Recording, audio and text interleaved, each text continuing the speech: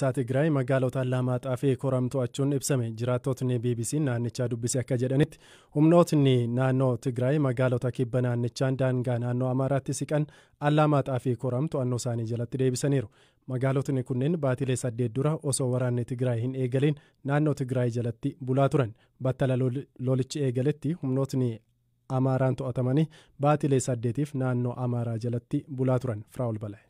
Koram Maqaleerraa kallattii kibbaatti kiiloomeetira 100 fagaattee kan argamtu yoo ta'u, Lamaxaan ammoo Koramirraa kiiloomeetira 20 fagaatti. Lamaxaan gama kibbaatiin magaalaa ishee guddoo daangaa naannoo Amaaraatti dhihoo jirtudha. Dubbii himaan TPLF Geetaachoo Raddaa amma magaalaa Lamaxaa keessan jira jechuun kibxata har'aa waaree booda fuula Tiwiitarii isaa irratti barreesse. Jiraattonni magaalaa Lamaxaa maqaan isaanii akka hin dhahamne gaafatan lama humnooti TPLF wiixata halkan keessaa sa'aatii 5 irratti Lamaxaa to'achuu BBCtti himaniiru. Magaalaan Lamaxaa harka humnoota Tigraayitti kan kufte lola jabaa gandoota dhiyeenya magaalatti jiran 3 keessatti taasifameen booda ta'uu jiraattonni ni himu. Mootummaan federaalaas ta'e kan naannoo Amaaraa magaaloti kun to'annoo humnoota Tigraay jala galuu ilaalchisee waan jedhan hin qabani. Dubbii himaan raayyaa ittisa biyyaa Itoophiyaa Koloneel Geetnet Adaana magaalaan Koram harka eenyu akka jirtu ilaalchisuun gaaffii Reuters dhiyeesseef kallattiin deebisuu baatanis nuti waraana dhaabuu labsineerraa deebii jedhu barreeffamaan deebisanii fi mootummaan Itoophiyaa torbanoota muraasa dura loltoota isaa Maqaleedhaa akka baasee fi ofuma isaatiin addatti waraana akka dhaabe ibsee ture. Yeroo sanatti TPLF haasaan dhukaasa dhaabuu jedhu qoosaadhaa jedhee ture. Reuters magaalaan Koram humnoota Tigraayin to'atamuu ofiisaatii adda baasuu baatus waraanni akka ture garuu nama duraan magaalatti jiraachaa turanii fi amma magaalaa Finfinnee jiran irraa mirkaneeffateera. Yeroo ammaa kana tajaajilli bilbilaa fi intarneetii naannoo sanarraa adda citus maatii nama kanaa kan ta'anii fi magaalaa Koram kan jiraatan waraana dhiyeessanii bakka bilbilli itti hojjetu deemuun akka itti himan dubbataniiru. Waraanni ji'oota 8 dura mootummaa federaalaa fi paartii naannoo Tigraay bulchu TPLF gidduutti dhalate jalqabee torban 3tti mootummaan federaalaa Maqalee akka qabatee fi mirgaan akka gale ibsatus waraanni garuu addaan hin cinne.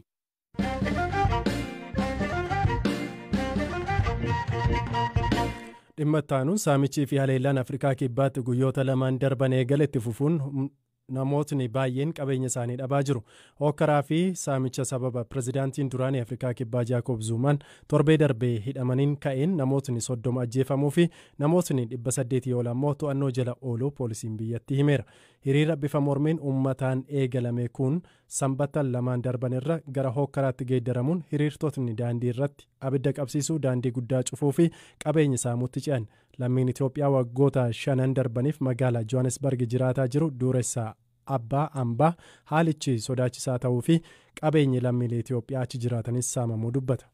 Saamichi biyya kana raawwatu karaa baqattoota qofa irratti miidhaa gaggeessuu raawwachuu ture. Amma dhiyoo kana ammoo wanti mul'achuu jiru qabeenya namoota abbootii qabeenya biyya kanaallee dabalatee kan mootummaallee dabalatee saamicha erga saamaniin booda gubuun walumatti nullee achi keessa waan jirruuf namni biyya keessa namni Itoophiyaa irraa Somaaliyaa irraa biyya adda addaa irraa dhufee biyya kana jiraatu bizinesii xiqqoo keessatti bobba'ee bizinesii waan hojjetuuf bizinesii kana irratti miidhaan qaqqabaa namoonni ajjeefaman illee jiranii amma danda'een fe'atee gara magaalaa ittiin geeffachuu danda'u kun fe'atee kun ammoo wal gargaareetuma akkasitti eeggachuu jira taasifaman illee namni hedduudha. Ayyee namni tarii miidhaan qaamarra gahe qabeenyi isaa jalaa saamame Itoophiyaan kan beektan jira? Kan beekun jira tokko mucaa hiriyyaa kiyyaa iyyuu ani midhaabsuu nama jedhamu jira ka hiriyyaa kiyyaa naannoo Juulis jedhamutti ka shoobbisa jala saaman tokkollee Hasan Haajii ka jedhamu jira Juulis naannoo jedhamu saamamanii jira kun ammaan tanan nullee burjaajii hedduu keessa waan jirruuf eenyu akka saamame eenyu akka hin saamnellee hedduu lookshiin adda addaa keessa facaanee waan jirruuf walillee arguu ammaan tanatti illee wanti hedduu beeknullee hin amma dhokattanii jirtu moo qabeenya keessan eeggataadha kan jirtan? Qabeenya keenya eeggachuudhaaf bakkumatti hojjennu kanatti cufnee achuma keessatti dhokannee jirru. Asirraa ammoo wanti nu yaaddessu baay'een namni baqataa kun gaafa ajjeefamellee lubbuun isaa uumattuun lakkamtu akkuma fedhan nama godhani. Nama tokko nama Abdii jedhamu nama Hadiyyaati. Magaalaa Aleksandariyaa jedhamtutti Lookshin Aleksandariyaa jedhamtutti ajjeefamee kan ammoo ijoolleen naayee arguu hin dandeenye. Waggoota 8 magaalaa Johannesburg jiraachuusaa kan hime lammiin Itoophiyaa dubbisne bira Abdii Mookee suuqiin lammiilee Itoophiyaa saamamee akka jiruu fi ofiis bakka hojii isaa cufee yaaddoo keessa akka jiru BBC'tti himeera. Haalli jiru yeroo sodaachisaadha. Garuu ammaa fi gara magaalaa Johannesburg irraa ba'ee gara Soweto waan akkasii kanarratti miidhaan gahaa jira malee Johannesburg keessatti akkasuma miti. Gara fillee dhufanii turanii gara Johannesburg yeroof qaamota nageenyatu nurraa ittisee ture. Uummanni ba'ee ofirraa ittisaa ture. Garuu gara Soweto irraa kaampaaniilee gurguddoo akka Piikamtee Shoopiraayitii waan akkasii kana saamaa turanii nama tokkorraallee kan akka shooppa 5 jalaa saamamee jira. Nama Itoophiyaa moo? Johannesburg alarra jechuudha. Lammii Itoophiyaarraa gara magaalaa Firinaa kan jedhamurraa nama tokkorraa qofa gara shooppa 5 kan saamameetu jira.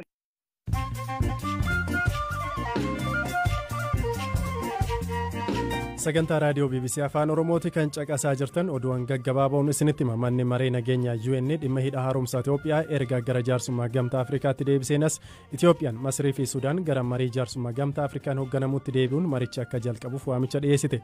Itoophiyaan hidhicha yeroo lammaffaaf bishaaniin guutuu jalqabuu ishee ibsiteetti. Dhaabbanni Teelekoomii Keeniyaa Safaariikoom nama qaroo dhabeessa ta'e hin qacaru jechuun doolaara 60,000 adabame. Namni Wiilsan Machaariyaa jedhamu hojii tajaajila maamilootaa irratti hojii argatus sooftiweerii qaroo dhabeessaaf ta'uu hin qabnu jedhamuun kan hojii kana dhabe.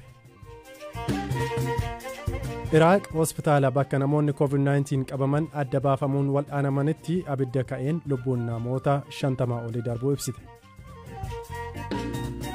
Lammiin Chaayinaa daa'imni isaa waggaa 24 dura jalaa hatamee amma argate. Namni kun daa'ima isaa kana barbaacha fageenya kiiloomeetira 500 dogdoqqeedhaan biyya Chaayinaa keessa guutuu imaluusaa ibseera.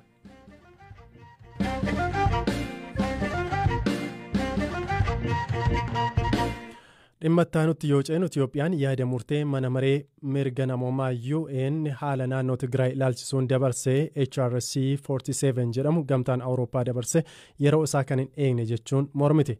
Ministeerri dhimma alaa Itoophiyaa sarbamni mirga namoomaa yeroo lola naannichaa raawwate jedhame qoratamee osoo hin dhumiin gamtaan Awurooppaa wixinee seeraa yookaan rezooluushin kana dabarsuutti gadduu ibseera. Gaggeessaan imaammata alaa gamtaa Awurooppaa Joosef Borrell yaa'ii mana maree koomishinii mirga namoomaa UN irratti rakkoo naannoo Tigraayin wal qabate miseensonni gamtichaa Itoophiyaa qoqqoboo akka qaban akkas jechuun yaada dhiyeessan. You know that the situation in Tigray region has never been as bad. Haalli naannoo Tigraay keessa akka sammaateen hin beeku. Gama mootummaa Itoophiyaan dhukaasa dhaabuuf walii galus waan Tigraay keessatti argaa jirru waan sodaannedha. Tigraay miidhamuuf deemti. Deeggarsi namoomaa rakkoo keessa galeera. Uummatni miliyoona 1,850 ta'an beelaaf saaxilamanii jiru. Haleellaan siiviliirra ga'uu fi gudeeddiin akka meeshaa waraanaatti oolaa jira. Dhukaasa dhaabuun tarkaanfii gaariidha. Garuu waan har'a ta'aa jiru naannoo Tigraay irraa bu'uuraaleen misoomaa murteessoon akka geejjibaa manca'uun addunyaa kaan irraa adda citteetti. Kun naannicha rakkoo beelaa bal'aaf saaxila. Nuyi akka koomishinii gamtaa Awurooppaatti deeggarsa naannichaaf gochuu yaalaa jirra. Garuu rakkoo beelaa uummata hamma kanaaf furuun humna keenyaan oli. Dhaabbileen UN kaan hirmaachisu barbaada. Gama biraan dhukaasa dhaabuu lafa qabsiisuuf loltoonni biyya alaa Itoophiyaa keessaa akka bahan sarbamni mirga namoomaa akka dhaabatuu fi araarri akkasumas mariin biyyaalessaa akka taasifamu gochuun tarsiimoo ifa ta'edha. Kunneen akka galma ga'aniif bakka barbaachisee fi ni mala jennee amannetti tarkaanfii dhorkaa fudhachuuf qophii ta'uu qabna. We should be ready to use restrictive measures where we believe they are justified and necessary. Joosef Borrell haalli Itoophiyaa keessa jiru wanta harka keenyarra jiru hundaa akkatti dhimma baanu nu gaafata. Tarkaanfiin dhorkaa akka hubannoo kootti teessumarra jiraachuu qaba jechuun walgahii ministeerota dhimma alaa gamtaa Awurooppaa booda dubbatan. Mootummaan Itoophiyaa wixinee seeraa yookaan rezooluushin yeroo isaa hin eegganne gamtaan Awurooppaa haala qabinsa mirga namoomaa naannoo Tigraay irratti baase akka balaaleffatu hime. Ibsa karaa ministeera dhimma alaa Itoophiyaa baheen wixinee seeraa yookaan rezooluushinii yaa'ii 47ffaa mana maree mirga namoomaa dhaabbata dhaabbata mootummoota gamtoomanii irratti gamtaan Awurooppaa dabarseen akka gaddeebse. Itoophiyaan sarbama mirga namoomaa waraana naannoo Tigraay keessatti mudate jedhamu gareen waloo Koomishinii mirga namoomaa Itoophiyaa fi Koomishinii mirga namoomaa UN akka qorataniif eeyyamuun keenya yaadatamuu qaba jettee ibsa baasteen. Gareen qorannoo gaggeessu ji'a caamsaa keessa hojii isaa akka eegale himuun adoolessa dhufu akka xumuramu ibsaniiru. Qorannichi qaamolee sirna haqaa waraanaa, qondaalota seera kabachiisuu naannolee fi qorattoota federaalaa dabaluun bal'inaan akka gaggeeffamaa jiru simteeti. Wixineen seeraa kun gamtaa Awurooppaan erga dhiyaatee jalqabe Itoophiyaan tokko yeroo isaa kan eeggate miti, kan lammataa immoo qorannoo gaggeeffamaa jiru gidduu galuun amanamummaa dhabsiisa jechuun akka seerichi hin darbine iyyataa turuu himteeti. Kana hundaa duubatti dhiisuun murticha dabarsuun seeraanis ta'e haamileettiin wixinee dhimma siyaasaaf dabarsan barbaachisaa ta'uu ittiin ibsan hin jiru jette Itoophiyaan. Kana dura labsii kophaatti dhukaasa dhaabu mootummaan Itoophiyaan naannoo Tigraay irratti labse itti marsuudha. Akkasumas mootummaan beela uumaa jira jechuun isa gamtaan Awurooppaa himate Itoophiyaan balaaleffattee ture. Rakkoo Tigraay keessa jiruun walqabatee Ameerikaan deeggarsa nageenyaa fi dinagdee Itoophiyaaf taasistuu irratti dhorkaa kaa'uun ishees ni yaadatama.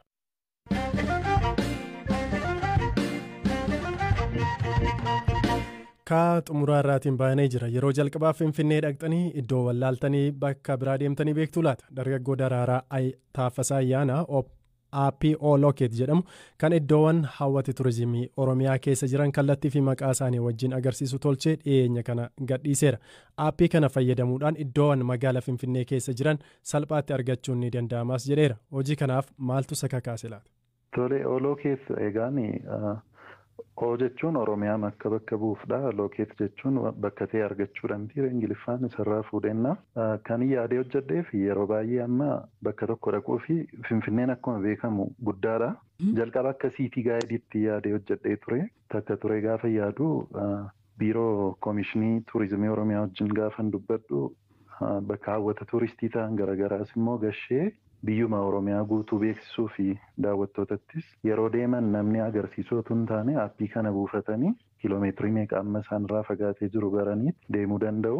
Dabalatammoo uummatichaafis daawwattoota qofaaf otoo hin taane uummatichis dhaabbilee keessumaa dhaabbilee Oromoo ta'an naannoo isaatti dhiyoo kan jiru zaniiras kan ta'e soort godhee jalqabarraa argisiisaaf gatii ta'ee fi yoo mana rifeensaa tokko dhaquu barbaade bakka biraatti dhaqee qarshiisaa baasurra dhaabbilee Oromoo ta'an dhiyoo isaatti kan jiru argisiisa gatii ta'ee fi sana laalee dhaquu danda'a jechuudha. Waajjira mootummaas kaataagoriidhaan jira hiirame gosaanii. Haala sanaan salphaatti uummati keenya akka sochoof magaalaa kana keessa sana yaadeenii jechuudha. Babal'ataa immoo deema gara magaalaalee kan biraatti. Aappichi erga gadhiifamee torbee tokko dura ta'us alkuma tokko ol buufameera. Namnis jaalateeraa jedha Daraaraan. Iddoo hagam ta'an aappii kanaan argachuun danda'ama. Hagamis bakka sirrii agarsiisa jechuun gaafanneera. Dhugaa dubbachuuf ammaaf xiqqoodha. Yaa barsiisuufdha kan hin gadhiise amma garuu hojii kodha jedhee irruma taa'ee ammaa fi kumaan akkanatti baay'inaan gashuutti hin jira jechuudha. Wal jalaani eeggannoo barbaada. Koordineetiin isaa bakka biraa gallaan dogoggora nama geessu ta'a. Ammaaf warra jiru akkireetiidha isarratti shakkii tokkoyyuu hin qabu. Dabalatammoo qophaa kos gatii natti ulfaatuu fi Koomishinii Turizimii Oromiyaa fi aksesii kennuuf hin jedha amma. Isaanis akkana gargaaranii fi bakka hawwata turistii ta'an isaan akka gaggalchaniif jechuudha yeroo yeroo.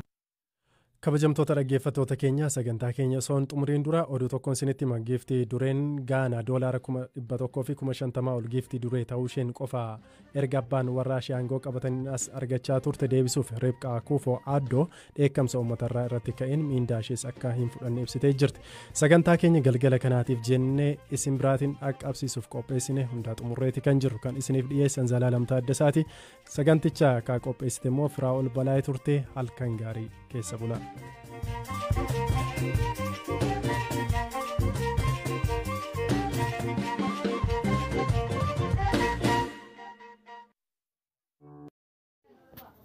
Mootummaan naannoo Tigraay jeeqummaa isaa olaantummaa isaa kan agarsiisaa jiru.